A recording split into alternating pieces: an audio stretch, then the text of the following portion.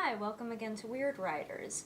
This video is part of our information series. If you're new to the writing community, there are a lot of terms out there to know, and it can be a bit daunting when you get started. CP, WIP, what are those?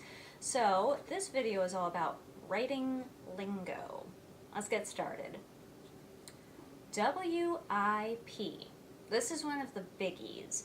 This stands for Work in Progress. Any story that you don't have done, it doesn't matter what it is, whatever the length, if it's a novel, if it's a script, if it's a comic book, whatever you're writing, if it's not done, it is a work in progress. MS. Pretty simple, right? MS stands for manuscript. That's any work that you've written, if it's a WIP or if it's a finished work. It is your MS. MC. MC is also a pretty basic one. This stands for main character. Whoever is your protagonist, sometimes called the protag. It's all good, it's all the same thing. Who's your main character? And right along with that main character comes the secondary character. I say the, you're probably going to have a lot of them. It can be anyone from the sidekick to the love interest to, well, they could be a main character too, but down to the bartender or the person they walk by on the street. These are your secondary characters. POV. This is a popular one. You probably remember it from English class or something like. It stands for point of view. There are a few different points of view that you can take when you tell a story, and we will not get into those today. No, that is for another video. Right now it's important to know that POV stands for point of view. YA stands for young adult. That's if you're writing for people between the age ranges of, I believe it's 12 to 18. There are many other ranges you can write for. Again, not going into that in this video. It's simply the abbreviation YA means young adult, so when you see that, you'll know. Okay, one more. Middle grade is for the range before YA, if your protag is between 8 and 12. I include this here because it's a new one to me too. I didn't know it either. It's very good to know these terminologies. But we will go into the ranges in another video in the future. Query. This one's important to know. The query is the letter, typically about a one-page letter. You don't want to take too long.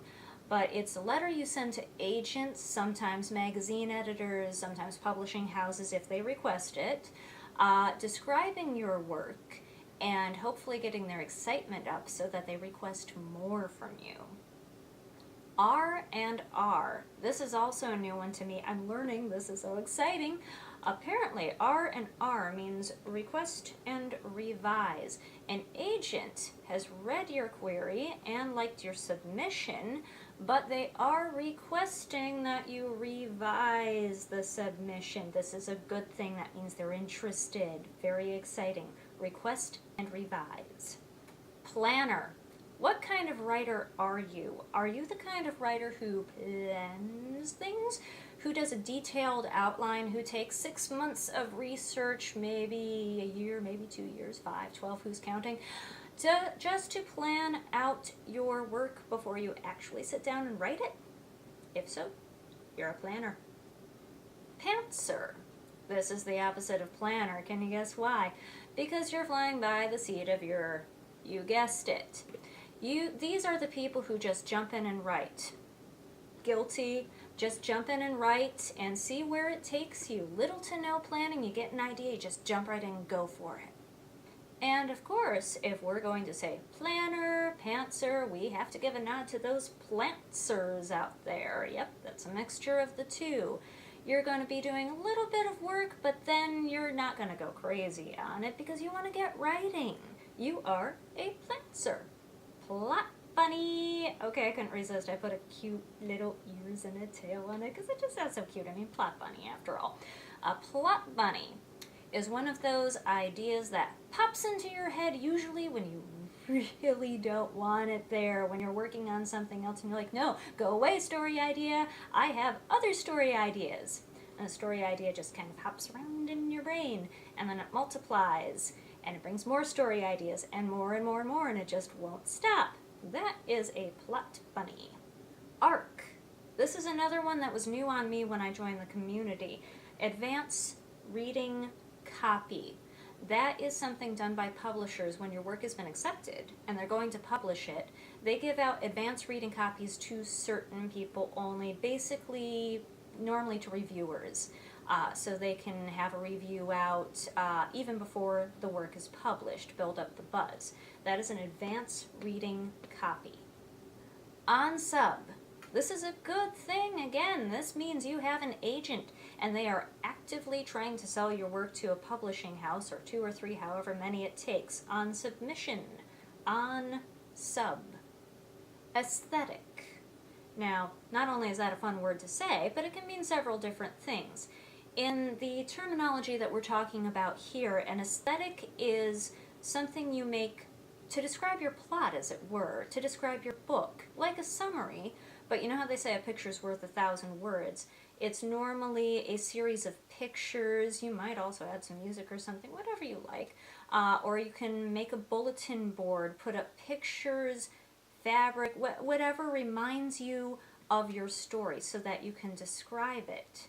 Not only in words, but in pictures. That's your aesthetic. The zone. I admit I've only ever seen this written. It could be the zone. I don't know. But it does stand for Amazon. If your work is on the zone, it's on Amazon. HEA stands for Happily Ever After. Well, that's all we've got time for today, so we'll continue this in a future video. Thanks so much to everyone on Twitter for helping me compile this list. You can see their usernames in the description below. And thanks so much for dropping by. Be sure to click that like icon, click that bell icon. We want to keep you with us so you don't miss any future videos. But thanks for dropping by. Bye.